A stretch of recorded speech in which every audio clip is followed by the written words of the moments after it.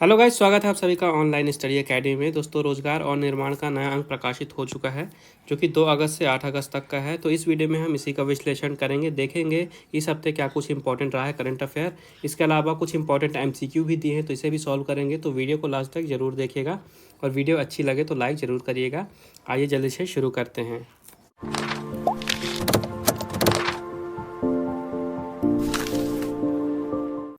सबसे पहले देखते हैं पिछला सप्ताह। तो देखिए 24 जुलाई की न्यूज़ है कि अब पोस्ट ऑफिस से भी पासपोर्ट बनवाया जा सकता है। तो केंद्र सरकार ने पासपोर्ट बनवाने की प्रक्रिया को और भी आसान बना दिया है। तो अगर अब आपको अपना पासपोर्ट बनवाना है तो आप अपने नज़दीकी पोस्ट ऑफिस में जाके अप्लाई कर सकते हैं। आपको पासपोर्ट ऑफिस के चक्कर काटने नहीं पड़ेंगे। इसके बाद है सऊदी अरब ने सोशल मीडिया प्लेटफॉर्म पर बौद्धिक संपदा के अधिकारों के उल्लंघन के खिलाफ सख्त कदम उठाया है। तो इस नए रूल के मुताबिक जो वहाँ के रचनाकार हैं, अगर उनकी कलाकृति या कंटेंट को कोई सोशल मीडिया पर चोरी करता है तो उसे 6 माह की जेल भी हो सकती है और 50 लाख रुपए तक का जुर्माना हो सकता है। इसके बाद 25 जुलाई को सीबीएसई ने जारी किया है बोर्ड परीक्षाओं के लिए नया परीक्षा पैटर्न।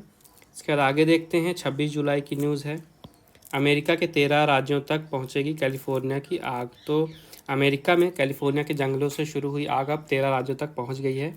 इस आग की चपेट में अब तक 14 लाख एकड़ इलाका तबाह हो चुका है। आगे यहाँ पे देखिए, देश में दाल की कीमतों पर लगाम लगाने तथा आपूर्ति बढ़ाने के लिए केंद्र सरकार ने मसूर दाल के आयात को आसान कर दिया है। सरकार ने मसूर दाल पर आयात शुल्क शून्य तथा इस पर एग्रीकल्चर इंफ्रास्ट्रक्चर डेवलपमेंट सेस को 20% से घटाकर 10% कर दिया है। फिर पूर्वी चीन में एक तूफान है जिसका नाम है इन्फा। ठीक है, तूफान का नाम याद रखेगा। पूर्वी चीन में इन्फा तूफान ने जमकर कहर मचाया है इन दिनों। आगे देखते हैं 27 जुलाई। तो यहाँ से इंपॉर्टेंट क्वेश्चन है, नदियों का डेटाबेस बनाने के लिए एक ऐप लॉन्च किया गया है जिसका नाम है नदी को जानो ऐप। ठीक है, तो देश भर में नदियों के बारे में जानकारी एकत्र करने के लिए केंद्र सरकार ने नदी को जानो ऐप बनाया है। तो ऐप का नाम इंपॉर्टेंट है, याद रखिएगा। आगे बढ़ते हैं, भारत में रक्षा उत्पादों को बनाने के लिए निजी क्षेत्र ने रुचि दिखाई है। देश की 333 निजी कंपनियों को रक्षा उत्पाद के लिए 539 लाइसेंस जारी किए गए हैं। इनमें से 110 कंपनियों ने उत्पादन शुरू भी कर दिया है। इसके बाद केंद्रीय वित्त मंत्री श्रीमती निर्मला सीतारमण जी ने संसद में बताया कि देश के मौजूदा आर्थिक संकट से निपटने के लिए केंद्र सरकार की नए करेंसी नोट छापने की कोई योजना नहीं है। इसके बाद 28 जुलाई की न्यूज़ है, 3 अक्टूबर को आयोजित होगी जेईई एडवांस की परीक्षा। फ्रांस की राजधानी पेरिस में क्यूबा के दूतावास पर अज्ञात लोगों ने पेट्रोल बमों से हमले किए हैं। फिर है 29 जुलाई की न्यूज़, यहाँ पे बताया गया कि वर्ष 2022 की तीसरी तिमाही में लॉन्च होगा चंद्रयान-3। तो भारत की महत्वाकांक्षी परियोजना चंद्रयान-3 का प्रक्षेपण अगले वर्ष की तीसरी तिमाही में हो सकता है। यह जानकारी केंद्रीय विज्ञान एवं प्रौद्योगिकी तथा अंतरिक्ष मंत्री डॉक्टर जितेंद्र सिंह ने लोकसभा में दी है। इसके बाद आगे देखते हैं, नई दिल्ली में स्थित जवाहरलाल नेहरू विश्वविद्यालय में स्नातक, स्नातकोत्तर और पीएचडी प्रोग्राम में दाखिले के लिए आवेदन की प्रक्रिया शुरू कर दी गई है। 30 जुलाई की न्यूज़ है, प्ले स्कूल जैसी पढ़ाई अब सरकारी स्कूलों में भी होगी। तो देश के सरकारी स्कूलों में अब प्ले स्कूल जैसी पढ़ाई होगी। जैसे कि प्ले स्कूल होते हैं प्राइवेट, वहाँ पे बच्चों को इजी मेथड से पढ़ना सिखाया जाता है, तो उसी तरह की सुविधा अब सरकारी स्कूलों में भी दी जाएगी। फिर यहाँ पे एमटेक पाठ्यक्रमों में दाखिले के लिए graduate aptitude test in engineering यानी जो गेट है, ठीक है, गेट का जो एग्ज़ाम होता था वह अब अगले वर्ष 5, 6, 12 और 13 फरवरी को आयोजित की जाएगी।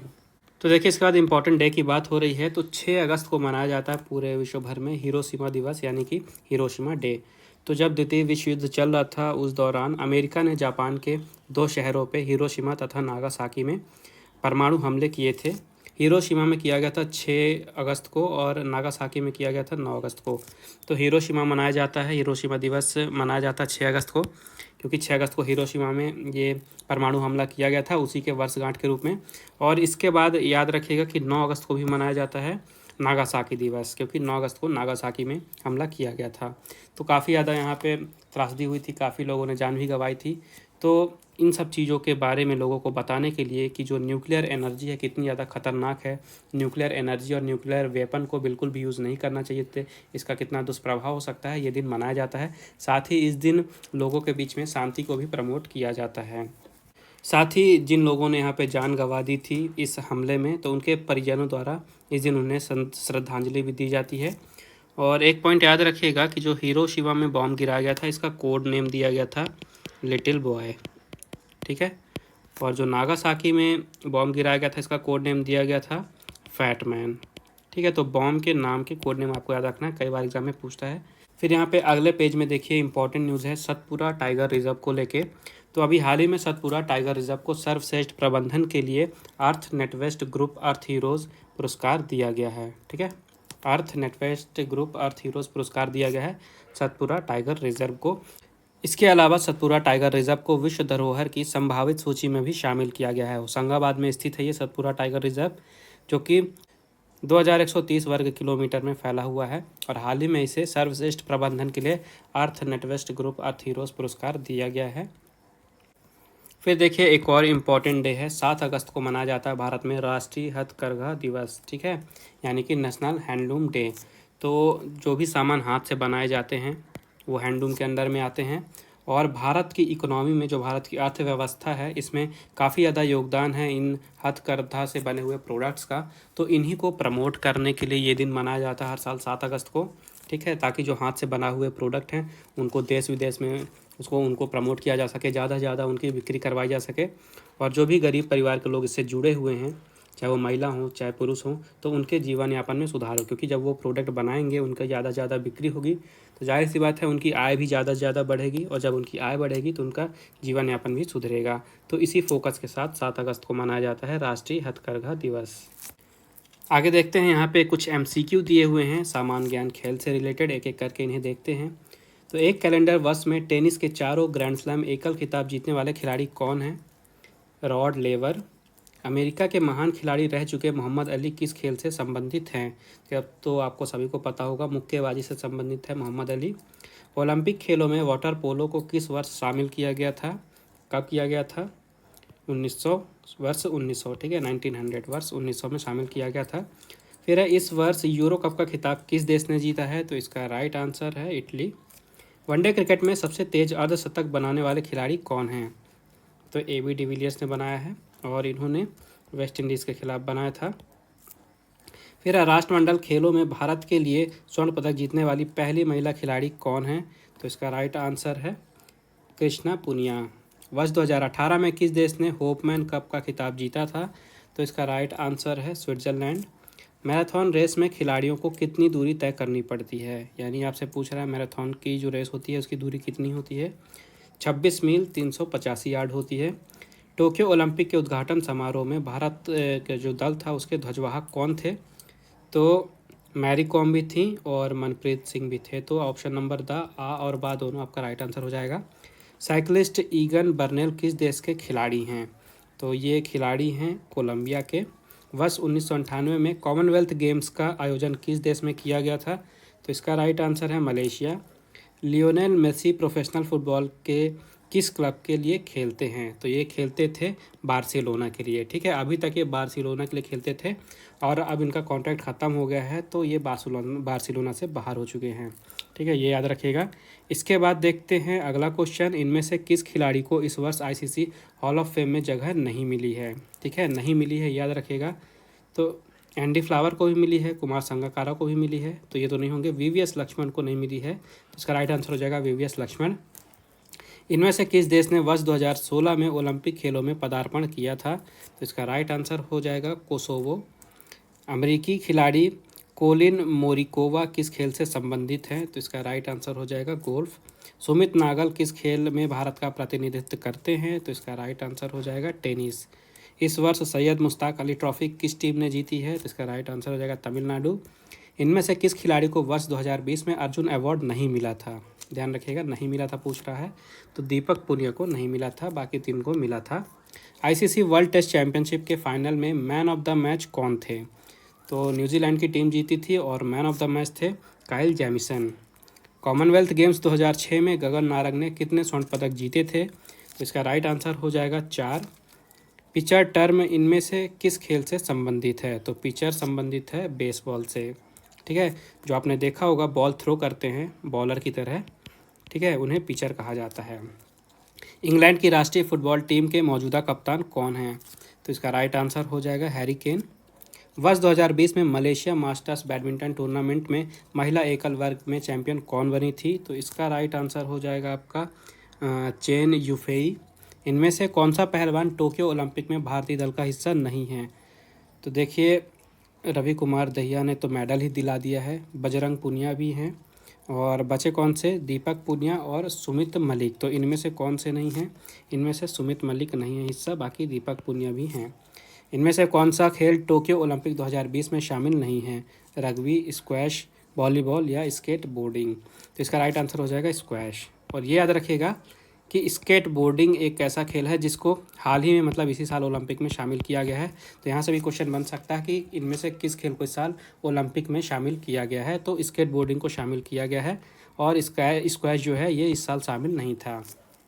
आगे देखते हैं कुछ क्वेश्चन यहाँ पे जनरल इंग्लिश के दिए हुए हैं, तो इन्हें भी एक एक करके देखते हैं। तो सबसे पहले यहाँ पे आपको आर्टिकल के क्वेश्चन दिए हुए हैं, मतलब कि आर्टिकल क्या होते हैं? ए, एन और द। तो आपको भरना है कहाँ पे ए आएगा, कहाँ पे एन आएगा, कहाँ पे द आएगा।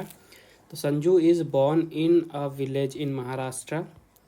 Our library has 10 copies of the Granth Sahib. ठीक है। इसके बाद है Anil is the kindest student in the class. This is a beautiful painting. ठीक है। तो ये तो आप सभी को पता होगा कि एन जो है ये वॉवेल्स के पहले लगता है, ए, ई, आई, ओ, यू। और ए जो है ये कॉन्सोनेंट के पहले लगता है। ठीक है।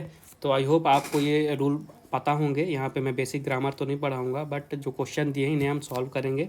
इसके बाद 5वां क्वेश्चन है गिव मी सम। यहाँ पे क्या होगा? यहाँ पे आर्टिकल नहीं आएगा, ना तो एन आएगा, ना तो ए आएगा, ना तो द आएगा। तो यहाँ पे नो आर्टिकल हो जाएगा। गिव मी सम वाटर आपका कंप्लीट सेंटेंस है। इसके बाद देखते हैं यहाँ पे ब्लैंक स्पेस में हमें ऑप्शन में से फुल फॉर्म जो भी फिर इन द ब्लैंक से भरना है। तो है द बॉस रीच्ड ऑफिस। अब टाइम है तो क्या होता है? Eight 11 o'clock। ठीक है। 6 हो जाएगा एट 11 o'clock। इसके बाद है my father has gone to market for, मतलब सब्जी खरीदने के लिए गए हैं, तो फॉर वेजिटेबल्स। फिर है Raju is in great need, पैसे की नीड है उसे, तो ऑफ मनी हो जाएगा। फिर है the novel is based on, ठीक है, ऑन द लाइफ स्टोरी। फिर है Dheera participated many online webinars during lockdown. तो यहाँ पे हो जाएगा इन। ठीक है। Dheera participated in many online webinars during lockdown. One should not rely on others. ठीक है। इसके बाद है let's go to New Delhi by train. ठीक है। इसके बाद आगे देखते हैं, यहाँ पे दिया हुआ है वर्ब का फॉर्म भरना हमें। तो आई रेयरली कुक फूड। ठीक है। टेंस वगैरह आई होप आपको पता होंगे, तो हम इसे सॉल्व करते हैं जल्दी से जल्दी। टेंस के जो भी रूल होते हैं उनको फॉलो करते हुए। फिर इसके बाद अगला क्वेश्चन है नाउ शी क्या होगा? Is delivering. ठीक है। ऑप्शन नंबर सी, क्योंकि अभी जस्ट प्रेजेंट की बात हो रही है, तो यहाँ पे विल तो फ्यूचर हो गया, हैड पास्ट हो गया। ठीक है। तो ये तो नहीं होंगे, तो इज़ डिलीवरिंग हो जाएगा। Now she is delivering a lecture on social issues. फिर है राजू, ये क्या है? 50 नेक्स्ट मंथ। देखिए यहाँ फ्यूचर की बात हो रही है, तो क्या होगा? विल आ रहा है यहाँ पे, तो विल टर्न। तो Raju will turn 50 next month. फिर है हिज बॉस हिम यस्टरडे, यहाँ पे स्कॉल्डेड। ठीक है। स्कॉल्डेड होता है यानी कि हड़काना, डांटना। तो ठीक है, his boss scolded him yesterday.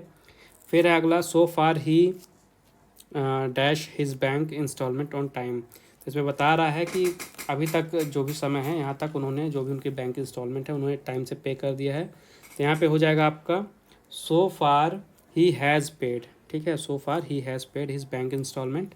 फिर है I him Kathak dance from since last month. ठीक है। तो यहाँ पे सिंस यूज़ हो रहा है, तो यहाँ पे आपका बीन भी यूज़ होगा। तो आई हैव बीन टीचिंग। ठीक है। I have been teaching him Kathak dance from since last month. आगे देखते हैं, यहाँ पे वॉइस चेंज करने का आ रहा है क्वेश्चन। तो अंजू इज़ चॉपिंग वेजिटेबल्स। तो इसका आंसर हो जाएगा vegetables are being chopped by Anju. फिर है the message is circulated by him. तो ही सर्कुलेट्स द मैसेज, इसका राइट आंसर हो जाएगा। अगला है he identified some mistakes in the report. इसका हो जाएगा some mistakes in the report were identified by him. फिर है you will be expelled from the class by the teacher. तो इसका हो जाएगा the teacher will expel you from the class. The teacher will expel you from the class. ठीक है। आगे देखते हैं let me be helped financially. ठीक है। Let me be helped financially, तो हेल्प मी फाइनेंशली, इसका वॉइस चेंज करेंगे तो हो जाएगा सबमिट द असाइनमेंट प्लीज़। तो इसको चेंज करेंगे तो you are requested to submit the assignment. फिर है ही मेड फॉल्स एलिगेशंस। तो false allegations were made by him. ये हो गया वॉइस वाले। अब यहाँ पे देखिए आइटम और फ्रेजेज हैं, तो इन्हें देखते हैं। टर्न डाउन, टर्न डाउन का मतलब होता है किसी चीज़ को रिफ्यूज़ कर देना, तो option number B right answer हो जाएगा। टेक ऑफ का मतलब होता है लीव द ग्राउंड, आपने सुना होगा जैसे फ्लाइट टेक ऑफ कर रही है तो ग्राउंड को लीव करने को कहते हैं टेक ऑफ। इसके बाद है सेटअप, सेटअप का मतलब क्या होता है, एक तरह से किसी चीज़ को बनाना, ठीक है। तो इसका ऑप्शन देखते हैं आगे क्या दिया हुआ है बाकी के दो, अरेंज और स्पॉइल। तो सेटअप का मतलब एक तरह से अरेंज भी होता है, तो राइट आंसर अरेंज हो जाएगा। फिर है रैंक एंड फाइल, तो इसका मतलब होता है ऑर्डिनरी पीपल। फिर है कॉल आई स्पेड, तो इसका मतलब होता है स्पीक फ्रैंकली एंड डायरेक्टली। फिर आगे देखते हैं, हमें अपोजिट पूछा गया है, तो यहाँ पे सबसे पहले एलाई, एलाई का मतलब होता है क्या, इसका मतलब होता है मित्र, तो इसका उल्टा क्या हो जाएगा, मित्र का मतलब उल्टा शत्रु यानी कि एनिमी, ये हो गया। इसके बाद है सेलार, सेलार का मतलब क्या होता है, तय खाना, ठीक है, तो इसका उल्टा हो जाएगा एटिक, एटिक का मतलब क्या होता है, अटारी, तो तहखाना का उल्टा होता है अटारी, तो सेलार का उल्टा हो जाएगा एटिक। इसके बाद है लैंड, लैंड का मतलब क्या होता है, किसी को जैसे उधारी देना, तो इसका उल्टा हो जाएगा बोरो यानी कि उधारी लेना। फिर इसके बाद है फ्लोट, फ्लोट यानी जैसे जो चीज़ ऊपर पानी में तैर रही है तो उसको फ्लोट कहते हैं, तो इसका उल्टा हो जाएगा सिंक, सिंक यानी कि डूबना होता है, तो सिंक इसका राइट आंसर हो जाएगा। इसके बाद है इमेंस, इमेंस का मतलब क्या होता है, इमेंस का मतलब होता है अत्यधिक, ये हो गया इमेंस का मतलब। तो देखिए टिनी, टिनी यानी होता है काफ़ी छोटा, तो इमेंस का उल्टा हो जाएगा टिनी। इसके बाद है सिनोनिम्स, सिनोनिम्स यानी कि जो सेम यानी कि पर्यायवाची शब्द है इंग्लिश में, हिंदी में जिसे कहेंगे। तो इरिलेवेंट, इरिलेवेंट का मतलब होता है जिसकी कोई ज़रूरत नहीं है, यूजलेस है, तो ऑप्शन नंबर डी इसका राइट आंसर हो जाएगा। इसके बाद है एरिड, एरिड का मतलब होता है क्या, सूखा, तो सूखा का समानार्थी हो जाएगा ड्राई, ठीक है। आगे देखते हैं, यहाँ पे है डिवल, डिवल का मतलब होता है रहस्य खोलना, ठीक है, इसका मतलब हो गया रहस्य खोलना, तो इसका सेम मीनिंग वाला अर्थ क्या हो जाएगा, इसका सेम मीनिंग वाला अर्थ होगा रिवील, रिवील यानी कि किसी चीज़ से उसे बाहर करना, मतलब जैसे बोलते हैं ना रिवील द ट्रूथ, मतलब सच्चाई में से पर्दा हटाना, तो डिवल्ज का मतलब सेम हो गया रिवील। इसके बाद है फर्वेंट, फर्वेंट का मतलब क्या होता है, इसका मतलब होता है उत्सुक, तो देखिए उत्सुक यानी कि ईगर, ईगर यानी भी उत्सुक ही होता है, तो फर्वेंट का सेम हो जाएगा मीनिंग वाला वर्ड ईगर। इसके बाद है कर्व्ड, कर्व्ड यानी कि कोई चीज़ जैसे घुमावदार वाली होती है, सीधी नहीं होती है, इसे कर्व्ड कहा जाता है। तो देखिए यहाँ पे आप कोजी स्ट्रेट या डायरेक्टली इसकी बात करेंगे तो कहीं ना कहीं इसका मीनिंग सीधा निकलता है, तो ये कर्व जैसे सेम मीनिंग नहीं होगा, लेकिन जो जिगजैग है, जिगजैग आप सभी को पता है कुछ इस शेप में होता है, तो ये कर्व से मैच करेगा, क्योंकि बाकी तीनों का मीनिंग जो है ये स्ट्रेट ही निकलता है, तो जिगजैग हमारा राइट आंसर हो जाएगा कर्व का सेम मीनिंग वाला, ऑप्शन के अकॉर्डिंग हमें आंसर टिक करना है। फिर देखिए वन हु मेक्स और रिपेयर शूज़, यानी कि जो शूज़ बनाता है इसे क्या कहा जाता है, इसे कॉबलर कहा जाता है, ठीक है, कॉबलर कहते हैं इसे। अगला है a place where coins are made, तो मिंट में कॉइन बनाए जाते हैं, इसका आंसर हो जाएगा मिंट। फिर है one who tells the future from the star, तो इसे एस्ट्रोलॉजर कहा जाता है, जो कि स्टार देख के आपका फ्यूचर बता सकते हैं। अगला क्वेश्चन है वन हु कलेक्ट स्टैम्प, तो जो स्टैम्प कलेक्ट करते हैं इन्हें क्या कहते हैं, इन्हें फिलेटलिस्ट कहा जाता है, ठीक है, फिलेटलिस्ट होते हैं जो कि स्टैम्प को कलेक्ट करते हैं। फिर है a place where bread is made और एंड सोल्ड, मतलब कि कहाँ पे ब्रेड बनाई और बेची जाती है, तो आप सभी को पता है बेकरी में ब्रेड बनाई जाती है, तो इसका राइट आंसर हो जाएगा बेकरी। फिर यहाँ पे देखिए, यहाँ पे वर्ड दिए हुए हैं, आपको करेक्ट स्पेलिंग यहाँ से चूज़ करनी है, कौन सा स्पेलिंग सही है। तो देखिए पहला है सर्टिफिकेट, तो पहली ही स्पेलिंग सही है, बाकी ये गलत है, ये भी गलत है और ये भी गलत है। फिर है आगे टूर्नामेंट, तो टूर्नामेंट में देखिए इसमें भी पहली ही सही है, बाकी के तीन गलत हैं। फिर है ट्रॉफ़ी, ट्रॉफ़ी में ऑप्शन नंबर बी सही है, बाकी के तीन गलत हैं। फिर है ऑर्फनेज, इसमें ऑप्शन नंबर बी सही है, बाकी के ये गलत हैं। और फिर है कैमरा, तो कैमरा में ऑप्शन नंबर बी सही है, बाकी के गलत हैं। फिर आगे है सामान्य हिंदी के कुछ MCQ, इन्हें भी देख लेते हैं। तो दो वर्णों के आपस में मिल जाने से जो विकार उत्पन्न होता है उसे क्या कहा जाता है, उसे संधि कहा जाता है। जिस समास में प्रथम पद प्रधान हो और वह क्रिया विशेषण अव्यय हो तो उसे क्या कहते हैं, उसे अव्ययी भाव समास कहते हैं। जिन शब्दों का लिंग वचन कारक आदि के कारण रूप परिवर्तन होता है उसे विकारी शब्द कहा जाता है। विकारी शब्द संज्ञा सर्वनाम विशेषण तथा क्रिया है, क्योंकि उनके रूप में परिवर्तन होता रहता है। फिर काल के बारे में बात कर रहे हैं, यानी टेंस, इसके कितने भेद होते हैं? तो आप सभी को पता है 3 भेद होते हैं, वर्तमान काल, भूतकाल और भविष्य काल। फिर है कर्ता, कर्म और भाव के अनुसार क्रिया के कितने वाच्य होते हैं? तो 3 वाच्य होते हैं, कृतवाच्य, कर्मवाच्य और भाववाच्य। फिर एक क्रिया के साथ जिसका सीधा संबंध हो उसे कारक कहते हैं। संज्ञा या सर्वनाम का वह रूप जिससे किसी वस्तु का अलग होना पाया जाता है उसे क्या कहते हैं? उसे अपादान कारक कहते हैं। फिर है हिंदी में भारतीय आर्य भाषाओं के शब्द कितने रूपों में मिलते हैं? 2 रूपों में मिलते हैं, तत्सम रूप और तद्भव रूप।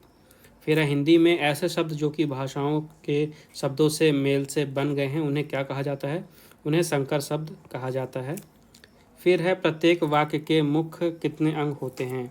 तो 2 अंग होते हैं, एक उद्देश्य और दूसरा विधेय, यानी कि सब्जेक्ट और प्रेडिकेट जिसे इंग्लिश में कहा जाता है। अगला क्वेश्चन है, किसी विषय, विचार अथवा विभाग के अर्थ को सुस्पष्ट करने के लिए किसी चिन्ह का प्रयोग किया जाता है, आपको उस चिन्ह का नाम बताना है। तो इसका राइट आंसर हो जाएगा निर्देशक चिन्ह, यानी कि ये डैश। फिर है चौपाई के प्रत्येक चरण में कितनी मात्राएं होती हैं? 16। किस छंद के प्रत्येक चरण में 11-13 मात्राओं के विराम से कुल 24 मात्राएं होती हैं तथा अंत में 2 लघु अथवा गुरु का आना उत्तम माना जाता है? इसका आंसर है रोला।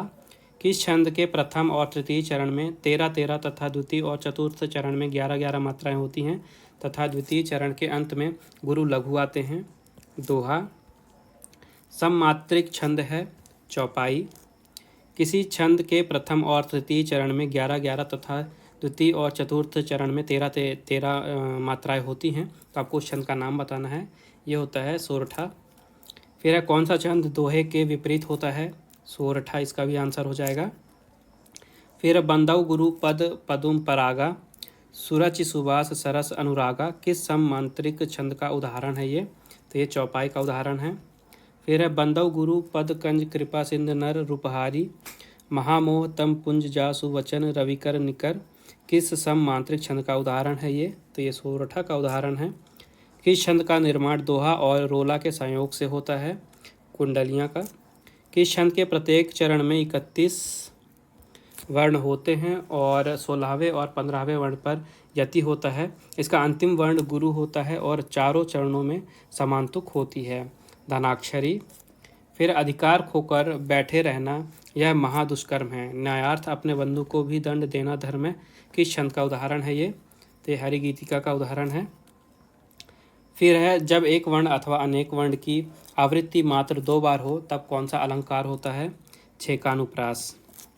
सत्य, स्नेह, शील, सुख सागर काव्य पंक्ति में कौन सा अलंकार है? वृत्यानुप्रास। ठीक है, वृत्यानुप्रास। जहाँ उपमेय और उपमान में अभिन्नता की प्रतीति हो वहाँ कौन सा अलंकार होता है? वहाँ पे रूपक अलंकार होता है। बिनु पद चले सुनय बिनु काना में कौन सा अलंकार है? विभावना अलंकार है। जब शौर्य, औदार्य, सौंदर्य, विरह, प्रेम, कीर्ति आदि को बढ़ा चढ़ाकर वर्णन करने के लिए झूठ का सहारा लिया जाता है वहाँ कौन सा अलंकार होता है? वहाँ अतियुक्ति होती है। ठीक है, अतियुक्ति। फिर निबंध कितने प्रकार के होते हैं? तो 4 प्रकार के होते हैं, वर्णात्मक, विचारात्मक, व्याख्यात्मक और भावात्मक। फिर मनमोहन होना मुहावरों का अर्थ क्या है? इसका है चित्ताकर्षण होना। फिर गीता का ज्ञान होना मुहावरे का अर्थ क्या है? तो इसका आंसर हो जाएगा संपूर्ण ज्ञान होना। फिर है जगत बंधु संधि का विच्छेद क्या है? तो जगत धन बंधु। ठीक है, जगत धन बंधु, ऑप्शन नंबर ए। फिर है अंतःपुर संधि का विच्छेद क्या होगा? तो अंतः प्लस पुर। फिर है जयद्रथ संधि का विच्छेद है जयत धन रथ, जयत धन रथ। फिर है राजपुत्र शब्द का समाविग्रह होगा यहाँ पे राजा का पुत्र, यानी कि तत्पुरुष समास, राजा का पुत्र। फिर है पुरुष सिंह शब्द का समास विग्रह क्या होगा? तो पुरुषों में सिंह। फिर है निर्जीव शब्द का पर्यायवाची शब्द कौन सा नहीं है? तो अपकर्ष पर्यायवाची नहीं है। ईश्वर शब्द का पर्यायवाची शब्द नहीं है महेश, महेश इसका पर्यायवाची नहीं है। फिर है वायु शब्द का पर्यायवाची शब्द नहीं है, तो अनल वायु का पर्यायवाची नहीं है। फिर है सूर्य शब्द का पर्यायवाची शब्द नहीं है, तो अर्णव नहीं है सूर्य का पर्यायवाची। फिर है विकास शब्द का विलोम शब्द है ह्रास। फिर है खंडन शब्द का विलोम शब्द है मंडन। अगला है आशा शब्द का विलोम शब्द कौन सा है? तो आशा का विलोम शब्द हो जाएगा निराशा। आगे देखते हैं सुलभ शब्द का विलोम शब्द क्या है। तो सुलभ का विलोम हो जाएगा दुर्लभ। ठीक है, अब यहाँ पे देखिए, यहाँ पे आपको एक पैसेज दिया हुआ है, यहाँ पे एक गद्यांश दिया हुआ है और इस गद्यांश को पढ़ के आपको नीचे दिए गए ऑप्शन चेक करने हैं, उनमें से राइट आंसर बताना है। तो क्योंकि समय काफ़ी ज़्यादा कम है, वीडियो बड़ी हो जाएगी, इस कारण से हम पूरा पैसेज नहीं पढ़ेंगे, बट मैं आपको एक बता देता हूँ कि आपको सॉल्व कैसे करना है। तो देखिए, आपको क्या करना है, सबसे पहले पूरे ध्यान लगा के एक बार पैसेज पढ़ लेना है। इसके बाद नीचे क्वेश्चन आपको देखने हैं, फिर आपको फाइंड आउट करना है कि वो लाइन पैसेज में कहाँ दी हुई है, उसके बेसिस पे हम आंसर चेक करेंगे। तो जैसे ये देखिए क्वेश्चन दिया हुआ है, जीवन का उद्देश्य क्या है। ठीक है, आपको 4 ऑप्शन दिए हैं। अब आपको यहाँ देखना है, जैसे ये दिया हुआ जीवन का उद्देश्य ही आनंद है, ये लाइन आपने यहाँ पे देखी तो आपको पता चल गया जीवन का उद्देश्य क्या है, आनंद। तो आनंद इसका राइट आंसर हो गया। फिर देखिए, वह आनंद अखंड है, अमर है जो, फिर इसके 4 ऑप्शन दिए गए हैं। तो ये आपको कहाँ मिलेगा, इसको भी आप देखिए। ये देखिए वाली लाइन, दूसरी ओर सुंदर से जो आनंद प्राप्त होता है वह अखंड होता है, अमर होता है। यानी कि जो आनंद हमें सुंदर से प्राप्त होता है वह अमर और अखंड होता है। तो इस तरह से आप बाकी के भी क्वेश्चन कर सकते हैं। अब देखते हैं चर्चा में कौन रहे हैं। तो सबसे पहले है एरियल हेनरी, तो ये हैती के नए प्रधानमंत्री बन गए हैं। तो हैती के राष्ट्रपति जोवेनेल मोइसे की हत्या कर दी गई थी, पिछले वीडियो में मैंने आपको बताया था। तो उन्हीं की जगह अब हैती के नए प्रधानमंत्री बने हैं एरियल हेनरी। ठीक है, इसके बाद है वैज्ञानिक ट्रेसी फनारा। तो स्पेस एक्स और टेस्ला के मालिक एलन मस्क 2023 में चांद पर अपनी स्पेस कैब भेजने वाले हैं और उसी कैब में जाएंगी वैज्ञानिक ट्रेसी फनारा। फिर है प्रदीप एस मेहता, तो ये विश्व खनन कांग्रेस 2023 की पर्यावरण समिति में नामित किए गए हैं। गैर सरकारी संगठन consumer unity and trust society के महासचिव हैं ये प्रदीप एस मेहता जी। इनको विश्व खनन कांग्रेस 2023 की पर्यावरण समिति में नामित किया गया है। इसके बाद है हबल टेलीस्कोप, तो अमेरिकी अंतरिक्ष एजेंसी यानी कि नासा और यूरोपीय स्पेस एजेंसी यानी कि ईएसए के हबल स्पेस टेलीस्कोप ने फिर से अपना काम करना शुरू कर दिया है। पिछले 1 महीने से भी ज़्यादा समय से ये अपना काम नहीं कर रहा था और हाल ही में इसने फिर से अपना काम करना शुरू कर दिया है। फिर है यहाँ पे सुपर थैंक्स, तो यूट्यूब ने एक नया फीचर ढूंढा है, उसको अपने ऐप में ऐड किया है यूट्यूब ने, जिसका नाम है सुपर थैंक्स। ठीक है, तो इस मंच पर सोशल मीडिया अपलोड करने वालों को कमाई का एक और जरिया बनेगा ये। और अब यूट्यूब वीडियो को देखने वाले जो भी हैं व्यूअर्स हैं, वो अपने जिनका भी आप वीडियो देख रहे हैं वो उनको सुपर थैंक्स भेज सकते हैं। इसके लिए एक कीमत रखी गई है, अमेरिका में ये कीमत रखी गई है $2 से लेके $50 तक की। फिर है सऊदी अरब की न्यूज़, तो यहाँ पे पहली बार मक्का में महिला सुरक्षाकर्मी तैनात की गई हैं। इसके बाद टीएस तिरुमूर्ति जी, तो ये सुरक्षा परिषद की अध्यक्षता करेंगे। संयुक्त राष्ट्र में भारत के स्थायी प्रतिनिधि टीएस तिरुमूर्ति जी अगले महीने सुरक्षा परिषद की बैठक की अध्यक्षता करेंगे। इसके बाद है सीरिया की न्यूज़, यहाँ पे असद जी ने ली है 4थी बार राष्ट्रपति पद की शपथ। तो लगातार 3 बार राष्ट्रपति रह चुके बशर अल असद 4थी बार सीरिया के राष्ट्रपति बन गए हैं। इनकी उम्र है 55 वर्ष और अब ये हाल ही में शपथ लेने वाले हैं। फिर है वैदेही डोंगरे, ये मिस इंडिया यूएसए 2021 बनी हैं। ठीक है, अमेरिका में मिशिगन में रहने वाली 25 वर्षीय हैं वैदेही डोंगरे, इनको मिस इंडिया यूएसए 2021 चुना गया है। इसके बाद है जॉन मैकडोनाल्ड, तो 75 वर्ष की उम्र में वर्जिश से हैं, सेहतमंद। तो जॉन मैकडोनाल्ड 75 वर्ष की उम्र में 90 किलोग्राम वजन के साथ फिट बनी हुई हैं। ये देखिए, आगे देखते हैं यहाँ पे कनाडा की, तो दिमागी बीमारियों पर लगाई गई है 50 तरह के दिमाग की प्रदर्शनी। तो कनाडा के मुख्य शहर टोरंटो में लोगों को दिमागी बीमारियों के प्रति जागरूक करने के लिए एक वहाँ पे प्रदर्शनी लगाई गई है, जिसमें 50 से भी ज़्यादा तरह की दिमागी बीमारियों का प्रदर्शन किया गया है। फिर है यहाँ पे पशु चिकित्सक जॉन अब्राहम। ठीक है, पशु चिकित्सक हैं ये जॉन अब्राहम, बॉलीवुड एक्टर मत समझ लीजिएगा। तो 7 साल के इंतजार के बाद केरल के पशु चिकित्सक जॉन अब्राहम को खास तरह का बायोडीजल बनाने के लिए पेटेंट मिल गया है। ये चिकन ब्रेस्ट से बायोडीजल बनाते हैं। आगे देखते हैं रुद्रेश्वर मंदिर, ये काफ़ी ज़्यादा इम्पोर्टेंट क्वेश्चन है। तो तेलंगाना का जो वारंगल शहर है वहाँ पे स्थित काकतीय रुद्रेश्वर यानी कि रामप्पा मंदिर, इसको यूनेस्को के विश्व धरोहर में शामिल कर लिया गया है और ये भारत का 39वां स्थल बना है। ठीक है, 39वां स्थल बना है भारत का। तो काफ़ी ज़्यादा इंपॉर्टेंट क्वेश्चन है, याद रखिएगा, यहाँ से क्वेश्चन बनेगा ही बनेगा। फिर है दुबई की न्यूज़, तो सोने की बनी आइसक्रीम की कीमत 60,000 है। यहाँ पे एक ऐसी आइसक्रीम है जो कि सोने से बनी है और इसकी कीमत 60,000 रखी गई है। इसमें 23 कैरेट का सोना लगाया गया है। फिर है सीमा नंदा, तो ये श्रम विभाग की सॉलिसिटर बनी हैं। ठीक है, अमेरिका सीनेट ने श्रम विभाग के सॉलिसिटर के रूप में भारतवंशी वकील सीमानंदा के नाम की पुष्टि की है। फिर है सोफिया दिलीप सिंह, तो ये सिख साम्राज्य के अंतिम शासक महाराजा दलीप सिंह की पुत्री हैं, सोफिया दलीप सिंह। इनको ब्रिटेन भर में नए स्मारकों में अधिक विविधता लाने के लिए शुरू किए गए हिडन हीरोज अभियान की ऐतिहासिक हस्तियों में शामिल किया गया है। आगे देखते हैं यहाँ पे मीराबाई चानू, इन्होंने, आप सभी को पता है कि सिल्वर मेडल दिलाया है भारत को टोक्यो ओलंपिक में। हाल ही में इनकी वापसी हुई है। इन्होंने बताया है कि इन्होंने 2 साल बाद घर का खाना खाया है।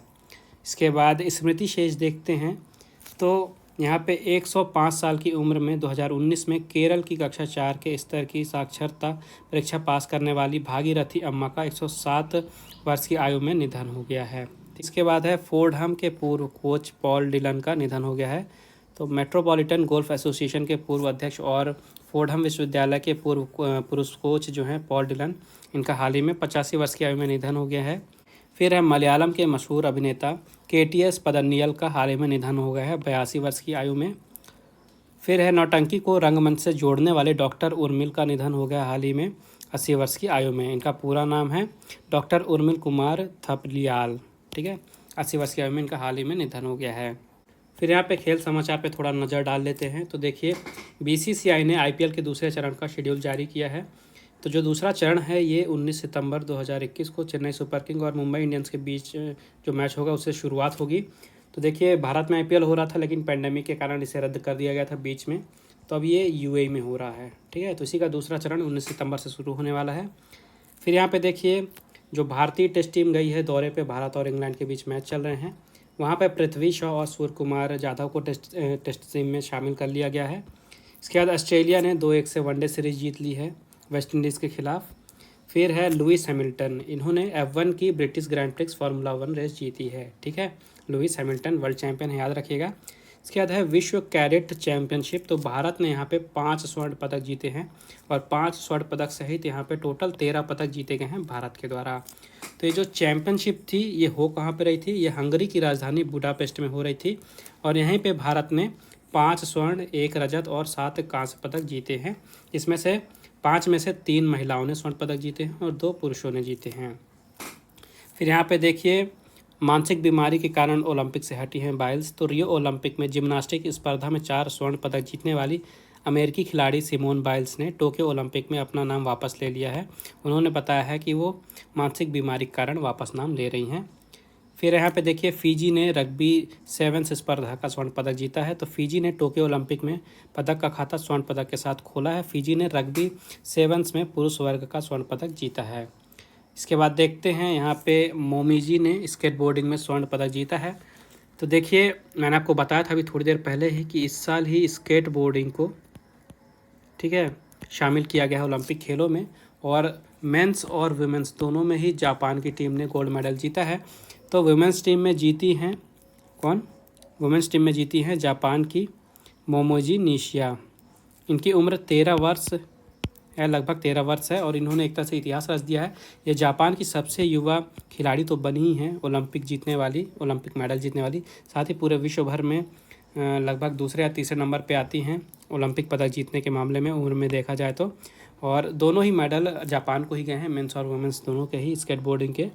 इसके बाद देखते हैं, स्विट्ज़रलैंड ने क्रॉस कंट्री माउंटेन बाइकिंग में किया है क्लीन स्वीप। तो स्विट्ज़रलैंड की महिला साइकिलिस्टों ने टोक्यो ओलंपिक में यादगार प्रदर्शन किया है। टोक्यो ओलंपिक में महिलाओं की क्रॉस कंट्री माउंटेन बाइकिंग स्पर्धा में 3 पदक स्विट्ज़रलैंड के नाम ही गए हैं।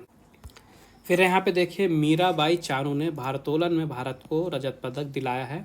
ये इम्पॉर्टेंट न्यूज़ है। हालांकि लेटेस्ट न्यूज़ आने तक तो काफ़ी सारे मेडल मिल गए हैं, आने वाले अंकों में जो भी मेडल आएंगे उनका मैं आपको डिटेल में बता दूंगा। फिलहाल इस अंक में दिया हुआ है मीराबाई चानू का नाम। तो इन्होंने महिलाओं की 49 किलोग्राम स्पर्धा में भारत को रजत पदक दिलाया है। इन्होंने चीन की होई जुहुई से इनको कड़ी चुनौती मिली और हो जुहुई को गोल्ड मेडल मिला, जबकि भारत की मीराबाई चानू को यहाँ पे सिल्वर मेडल मिला है 49 किलोग्राम महिलाओं की स्पर्धा में, ये याद रखिएगा। फिर यहाँ पे देखिए, चीन ने 13 वर्ष बाद रोइंग में जीता है स्वर्ण पदक। तो चीन नाविकों ने टोक्यो ओलंपिक में शानदार प्रदर्शन किया है। चीन ने लगभग 13 वर्ष बाद रोइंग यानी कि नौकायान में स्वर्ण पदक हासिल किया है। इसके बाद है पुरुष वर्ग की बात करते हैं तो यहाँ पे नीदरलैंड चैंपियन बना है। तो टोक्यो ओलंपिक में पुरुष क्वाड्रपल स्पर्धा में नीदरलैंड ने स्वर्ण पदक हासिल किया है।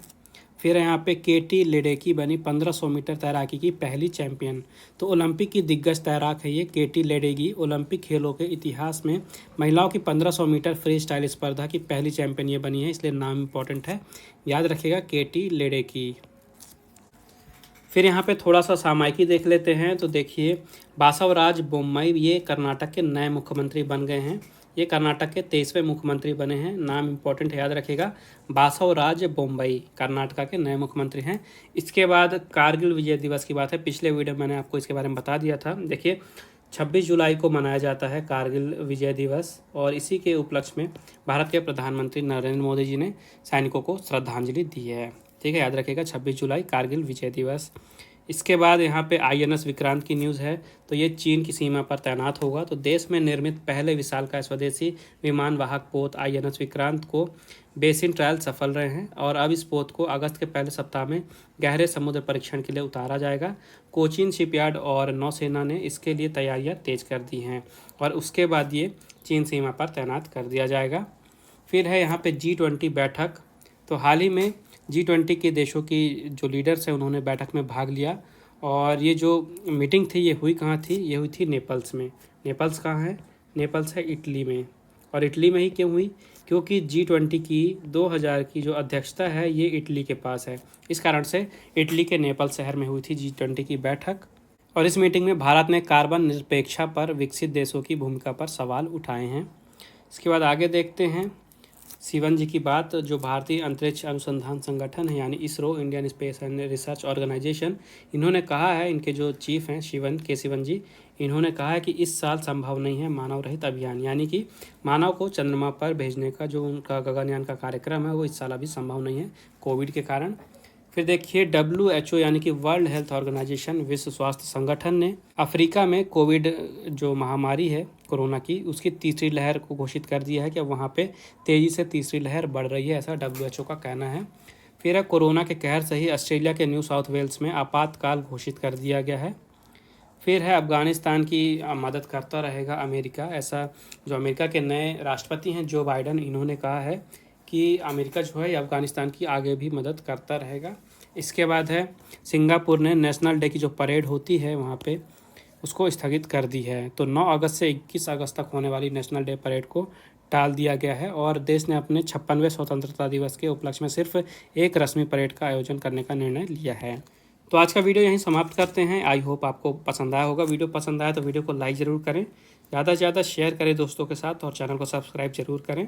तो जितने भी इंपॉर्टेंट करंट अफेयर थे, MCQ थे, चाहे वो अपॉइंटमेंट हो, अवार्ड हो, जो कुछ भी था सब हमने कवर किया और अगला अंक जैसे ही प्रकाशित होगा उसकी भी वीडियो अवेलेबल हो जाएगी। यूजुअली हर बुधवार को शाम को 6 बजे ये वीडियो आ जाती है। तो मेक श्योर आप बेल आइकन जरूर दबा दीजिएगा ताकि जैसे ही ये नोटिफिकेशन आपको आ जाए, जैसे ही वीडियो अपलोड हो आपको नोटिफिकेशन आ जाए। इस बार जो ये PDF थी ये वेबसाइट पे टाइमली अपलोड नहीं हो पाई थी, इस कारण से वीडियो टाइम पे नहीं है, आज सैटरडे को आ रहा है, लेकिन आगे से हर वेडनेसडे को शाम को 6 बजे ये वीडियो अवेलेबल हो जाएगा चैनल पे। तो मेक श्योर अलर्ट ज़रूर सेट कर लीजिएगा। मिलते हैं अगले अंक के प्रकाशन के बाद, तब तक के लिए take care and thank you guys.